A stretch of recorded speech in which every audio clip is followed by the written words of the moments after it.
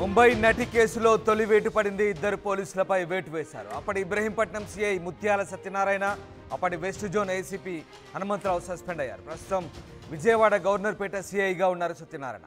Vijayawada DGP కార్యాలయానికి హనుమంతరావును attach చేశారు. ఉత్తర్వులు జారీ చేశారు డీజీపీ ద్వారకా తిరుమలరావు. విశాల్ గున్ని, కాంతి రాణాపై చర్యలకు రంగం సిద్ధమవుతుంది. మరోవైపు ఇబ్రహీంపట్నం పిఎస్లో నటి ఫిర్యాదు చేశారు. అక్రమంగా నిర్బంధించి చిత్రహింసలకు గురి చేసినట్లుగా ఈ ఫిర్యాదులో పేర్కొన్నారు. నటి కాదంబరి జత్వాని కేసులో ఇద్దరు పోలీసు అధికారులపై వేటు పడ్డట్లయింది. అప్పట్లో ఆ కేసు దర్యాప్తు చేసిన ఇన్స్పెక్టర్ సత్యనారాయణ, విజయవాడ పశ్చిమ జోన్ ఏసీపీ హనుమంతరావు ఇద్దరు కూడా సస్పెండ్ చేస్తూ డీజీపీ ఆదేశాలు జారీ చేశారు. వైసీపీ నేత కుక్కల విద్యాసాగర్ చేసిన ఫిర్యాదుపై అప్పట్లో ఇబ్రహీంపట్నం ఇన్స్పెక్టర్ సత్యనారాయణ ఈ కేసు నమోదు చేశారు. ఈ కేసు దర్యాప్తు అధికారిగా కూడా ఆయన వ్యవహరించారు. ప్రస్తుతం ఆయన గవర్నర్పేట ఇన్స్పెక్టర్గా ఉన్నారు. నెల రోజులుగా కాదంబరి జత్వాని వ్యవహారం సాగుతున్న సంగతి తెలిసిందే. ఇక ముంబై నుంచి విజయవాడకు వచ్చిన కాదంబరితో పాటు ఆమె తండ్రి నరేంద్ర కుమార్, తల్లి ఆశా జత్వాని నుంచి పోలీసులు ఇటు వాంగ్మూలం కూడా తీసుకున్నారు. విచారణ చేయడానికి ప్రత్యేక అధికారిగా క్రైమ్స్ ఏసీపీ శ్రవంతి రాయ్ను కూడా నియమించారు. 2 రోజుల పాటు కాదంబరి కుటుంబ సభ్యులు ఆమెకు వాంగ్మూలం ఇచ్చారు. అప్పటి ఇంటెలిజెన్స్ డీజీ ఆదేశం మేరకు ఆంజనేయుల ఆదేశంతో అప్పటి విజయవాడ కమిషనర్ కాంతి రాణా, డీసీపీ విశాల్ గున్ని ఇబ్రహీంపట్నం పోలీస్ స్టేషన్లో అక్రమంగా కేసు నమోదు చేయించారంటూ కాదంబరి ఈ వాంగ్మూలంలో ఫిర్యాదు చేశారు. తన అరెస్టుకు విశాల్ గున్ని నేరుగా ముంబై వచ్చారంటూ ఆమె ఆరోపించిన సంగతి తెలిసింది. ఈ నేపథ్యంలో తాజాగా శుక్రవారం రాత్రి కాదంబరి జత్వాని ఇబ్రహీంపట్నం పోలీసులకు మరొకసారి ఫిర్యాదు చేశారు. తనపై అక్రమ కేసు నమోదు చేయించిన వైసీపీ నేత కుక్కల విద్యాసాగర్ సహకరించిన ఐపీఎస్ అధికారులపై కేసు నమోదు చేయాలంటూ ఆమె ఫిర్యాదు చేశారు. ఈ నేపథ్యంలోనే ఆమె మరొకసారి ఫిర్యాదు చేస్తుండగానే కేసులకు సంబంధించి ఇద్దరిని కూడా సస్పెండ్ చేశారు. మరో ఇద్దరిని కూడా సస్పెన్షన్కు రంగం సిద్ధమవుతున్నట్టుగా తెలుస్తుంది. అయితే ఆమె ఇబ్రహీంపట్నం పిఎస్లో ఫిర్యాదు చేసిన తర్వాత ఆమె లాయర్ స్పందించారు. ఒకసారి చూద్దాం. కేసుకు సంబంధించి ఈరోజు ప్రొసీజర్ ప్రకారంగా ఎస్హెచ్ఓ గారికి కంప్లైంట్ ఇవ్వాలి కాబట్టి ఎస్హెచ్ఓ గారికి కంప్లైంట్ ఇచ్చాం.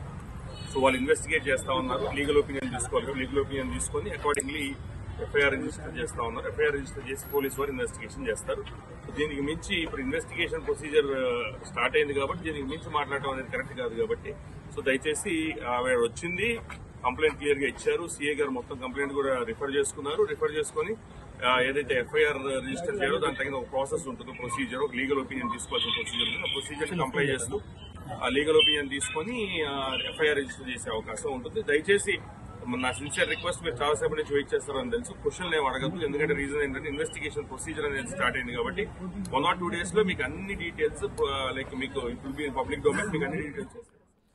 ముంబై నటి కాదంబరి జత్వాని కేసులో ఇద్దరు పోలీసు అధికారులపై వేటు పడింది. అప్పటి ఇబ్రహీంపట్నం సిఐ విచారణాధికారి ముత్యాల సత్యనారాయణ, అలాగే వెస్ట్ జోన్ ఏసీపీ హనుమంతరావు ఇద్దరు కూడా సస్పెండ్ అయ్యారు. అలాగే మళ్ళీ కాదంబరి జత్వాని ఫిర్యాదు చేయడంతో ప్రస్తుతానికి ఈ వ్యవహారం మళ్ళీ కొత్త మలుపు తిరుగుతుంది. ఎస్, రాజేష్ జాయిన్ అవుతున్నారు. రాజేష్, ఇద్దరు పోలీసు అధికారులను ప్రభుత్వం సస్పెండ్ చేసింది. మళ్ళీ జత్వాని ఫిర్యాదుతో తాజాగా విచారణ మళ్ళీ వేగవంతం కాబోతుందా? ఏం జరుగుతుంది? అంటే పోలీసులు విచారణ, ఆమె విజయవాడ ఎప్పుడైతే వచ్చిందో అప్పటి నుంచి విచారణ చాలా వేగవంతం చేస్తున్నారు. విజయవాడ సిపిని కలిసిన తర్వాత ప్రత్యేక అధికారిగా ప్రశాంతి రాయ్ని నియమించిన తర్వాత అక్కడి నుంచి కూడా విచారణ వేగవంతం అవుతుంది. అయితే ఈ వరదల సమయంలో కొంత విచారణ తగ్గింది అనుకున్నారు, కానీ సైలెంట్ గా పోలీసులు వాళ్ళ విచారణ వాళ్ళని వేగవంతం చేస్తున్నారు. ఆ విచారణలో భాగంగానే ఇప్పుడు ఏసీపీ హనుమంతరావు గారిని ముత్యాల సత్యనారాయణ గారి వేటు అనేది ఆ విచారణ తర్వాత ఇద్దరి మీద మొదటి వేటు పడింది. ప్రస్తుతం ఈ ఘటన అంటే కాదంబరి జత్వానిని విజయవాడ తీసుకొచ్చిన కేసులో అప్పుడు కీలకంగా వీళ్ళిద్దరూ పనిచేశారు. అప్పుడు ఈస్ట్ జోన్ ఏసీపీగా హనుమంతరావు ఉన్నారు. అదేవిధంగా ఇబ్రహీంపట్నం సీఏగా ముత్యాల సత్యనారాయణ ఉన్నారు. వీళ్ళిద్దరూ కీలక పాత్రదారులుగా భావించి వీళ్ళిద్దరి మీద ప్రస్తుతం మొదటి వేటు అయితే డీజీపీ ద్వారకా తిరుమల వేశారు. ప్రస్తుతం కాదంబరి జత్వాని విజయవాడ సిపి కార్యాలయం కంప్లీట్ చేయడంతో పాటుగా రాత్రి మరోసారి ఇబ్రహీంపట్నం, అంటే ఆ ఘటన జరిగింది, ఆ కేసు అంతా మలుపులు తిరిగింది అక్కడి నుంచి. ఇబ్రహీంపట్నం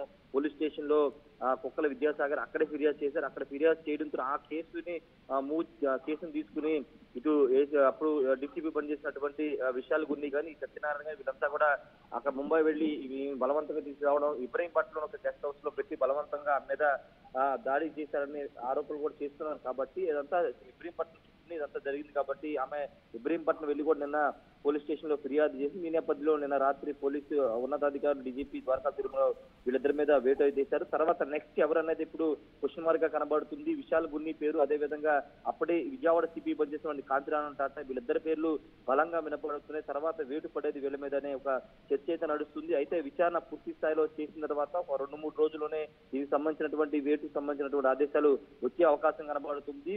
కీలక పాత్రధారి అంటే బ్యాక్గ్రౌండ్ లో నడిపించింది కాంతిరాణ టాటా, అప్పుడు సిపిగా పనిచేసిన కాంతిరాణ టాటా స్వయంగా ముంబై వెళ్ళినటువంటి డీసీపీ విశాల్ గున్ని, అప్పుడు డీసీపీ పనిచేసిన విశాల్ గున్ని వీళ్ళిద్దరు కీలక పాత్రధారులు ఉన్నారు. వాళ్ళ కింద ఇప్పుడు హనుమంతరావు గారిని సత్యనారాయణ వాళ్ళు చెప్తే వీళ్ళంతా కూడా చేశారు. అయినప్పటికీ విధులు ఈ కేసులో కీలకంగా వ్యవహరించారు కాబట్టి వాళ్ళ మీద కూడా వేటు పడిందని చెప్పాలి. మరికొంతమంది అధికారులు ఉండే అవకాశం ఉంది. వీళ్ళందరికీ హెడ్ గా పనిచేసినటువంటి అప్పటి ఇంటెలిజెన్స్ డీజీగా పనిచేసినటువంటి సీతారామన్ పైన కూడా వేటు పడే అవకాశం కనబడి ప్రస్తుతానికైతే ఇద్దరి మీద అయితే వేటు పడింది. మరో ఇద్దరికి వేటుకి రంగం సిద్ధం చేస్తున్నారు. పూర్తి స్థాయి విచారణ చేసిన తర్వాత పక్కా ఆధారాలతోనే వాళ్ళ సస్పెన్షన్ వేటు పడే అవకాశం కనబడుతుంది. కాదంబరి జత్వాని విజయవాడలోనే ఉంటూ పూర్తి స్థాయిలో విచారణకు సహకరిస్తూ మొత్తం ఆధారాలన్నీ కూడా పోలీసులకి ఇస్తున్నారు. కుటుంబ సభ్యులు కూడా విజయవాడలోనే ఉన్నారు. ఆమె విజయవాడలోనే స్పెండ్ చేసి కేసు విచారణకు సంబంధించినటువంటి పూర్తి సహాయక సహకారం అందిస్తున్నందుకు పోలీసులు చాలా వేగంగానే విచారణ చేస్తూ ఉన్నారు. అయితే ఇక్కడ పొలిటీషియన్స్ పాత్ర అంటే కేవలం పోలీసుల వరకే పరిమితం అవుతారా,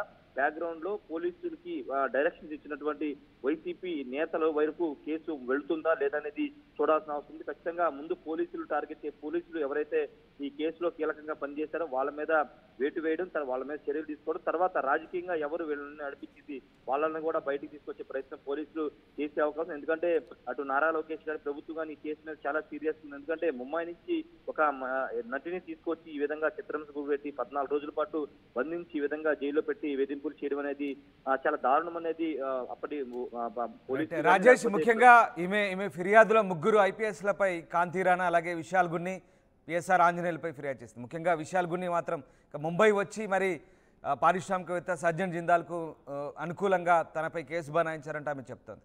ఈ రకంగా నెక్స్ట్ టార్గెట్ ఈ 3 ఐపీఎస్లు అనుకోవచ్చా? సో వాళ్ళపై కూడా ఏమైనా చర్యలకు రంగం సిద్ధమవుతుందా? ఖచ్చితంగా ఉంటాయి. ఎందుకంటే డైరెక్ట్ గా మీడియా ముందు కూడా చెప్పింది. 3 పోలీస్ అధికారులు పేర్లు కూడా ఆమె చాలా స్పష్టంగా విశాల్ గున్ని పేరు చెప్పింది, కాంతిరాణ టాటా పేరు చెప్పింది, కేసర్ ఆంజనేయులు 3 పేర్లు చెప్పింది. కాబట్టి పోలీసులు పూర్తి స్థాయిలో విచారణ చేసిన తర్వాత వాళ్ళ మీద సస్పెన్షన్ వేటు వేసే అవకాశం కనబడుతుంది. ఇప్పటికే పిఎస్ఆర్ ఆంజనేయులు అదేవిధంగా విజయవాడ సిపి కాంతిరాణ టాటా వీళ్ళిద్దరు కూడా పోస్టింగ్ ఇవ్వలేదు. వీళ్ళిద్దరు కూడా డీజీపీ కార్యాలయం అటాచ్ చేశారు. వాళ్ళిద్దరికి ఎక్కడ కూడా పోస్టింగ్ లేదు. ఈ నేపథ్యంలో పోస్టింగ్ ఇవ్వకుండా వాళ్ళ మీద సస్పెన్షన్ వేటు పడే అవకాశం కనబడుతుంది. విశాల్ గున్ని మీద కూడా వేటు పడే అవకాశం ఎక్కువ శాతం కనబడుతుంది. అది విచారణ చేయాలి. ఎందుకంటే విచారణ చేయకోకుండా తూతుమంత్రంగా వేయడం అనేది కరెక్ట్ కాదు. కాబట్టి విచారణ చేసి పక్కా ఆధారాలతోనే వీళ్ళ మీద సస్పెన్షన్ వేటు అనేది పడే అవకాశం ఉంది. రామదాస్ వీళ్ళ తర్వాత ఇంతకుముందు చెప్పుకున్నట్లు రాజకీయ నాయకులు ఎవరున్నారు బ్యాక్గ్రౌండ్ లో, వాళ్ళు నడిపించింది ఎవరు, వాళ్ళని కూడా బయటికి పోలీసులు తీసుకొచ్చే అవకాశం అయితే ఉంది. Right, yes, thank you Rajesh, thanks for the update. ఇది మొత్తం మీద కాదంబరి జత్వాని వ్యవహారంలో 2 అధికారులపై వేటు వేస్తూ డీజీపీ ద్వారకా తిరుమలరావు ఉత్తర్వులు జారీ చేశారు. ఇక ఐపీఎస్లు విశాల్ గున్ని, కాంతిరాణాపై కూడా చర్యలకు రంగం సిద్ధమవుతున్నట్టుగా తెలుస్తోంది. మరోవైపు ఇబ్రహీంపట్నం పిఎస్లో నటి మరొకసారి ఫిర్యాదు చేశారు. అక్రమంగా నిర్బంధించి చిత్రహింసలకు గురి చేసినట్లుగా ఈ ఫిర్యాదులో పేర్కొన్నారు. దీంతో మరొక 2-3 ఇన్స్పెక్టర్లపై కూడా చర్యకు సిద్ధమవుతున్నట్టుగా తెలుస్తోంది. తదుపరి ఉన్నతాధికారులపై చర్యలకు ఉపక్రమించబోతున్నారు. కేసుకు సంబంధించి ఈరోజు ప్రొసీజర్ ప్రకారంగా ఎస్హెచ్ఓ గారికి కంప్లైంట్ ఇవ్వాలి కాబట్టి ఎస్హెచ్ఓ గారికి కంప్లైంట్ ఇచ్చాం. సో వాళ్ళు ఇన్వెస్టిగేట్ చేస్తా ఉన్నారు. లీగల్ ఒపీనియన్ తీసుకోవాలి. లీగల్ ఒపీనియన్ తీసుకొని అకార్డింగ్లీ ఎఫ్ఐఆర్ రిజిస్టర్ చేస్తా ఉన్నారు. ఎఫ్ఐఆర్ రిజిస్టర్ చేసి పోలీసు వారు ఇన్వెస్టిగేషన్ చేస్తారు. దీనికి మించి ఇప్పుడు ఇన్వెస్టిగేషన్ ప్రొసీజర్ స్టార్ట్ అయింది కాబట్టి దీనికి మించి మాట్లాడటం అనేది కరెక్ట్ కాదు. కాబట్టి సో దయచేసి ఆవిడ వచ్చింది, కంప్లైంట్ క్లియర్ గా ఇచ్చారు. సీఏ గారు మొత్తం కంప్లైంట్ కూడా రిఫర్ చేసుకున్నారు. రిఫర్ చేసుకుని ఏదైతే ఎఫ్ఐఆర్ రిజిస్టర్ చేయాలో దాని తగిన ఒక ప్రాసెస్ ఉంటుంది, ప్రొసీజర్, ఒక లీగల్ ఒపీనియన్ తీసుకోవాల్సి